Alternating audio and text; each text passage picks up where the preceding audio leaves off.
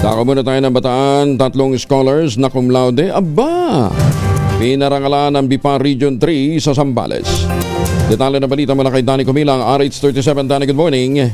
Pinarangalan ng Bureau of Fisheries and Aquatic Resources Regional Office 3, VFAR 3, ang 3 scholar ng Fisheries Scholarship Program, FSP, na nagtapos bilang cum laude sa President Ramon Magsaysay State University, PRMSU, sa Zambales. Kinilala itong sina Rose Ann Baluyot, Gina Mel Fango at Risa Jane Daniel sa isinagawang awarding ceremony sa BIPA Region 3 Training Center. Bawat isa ay tumanggap ng 20,000 cash incentive bilang pagkilala ito sa kanilang natatanging akademikong pagganap. Ayon sa BIPAR 3, bahagi ito ng patuloy na pagsuporta sa paghubog ng mga profesional na mag-aambag sa pagpapaunlad ng sektor ng pangisdaan sa bansa.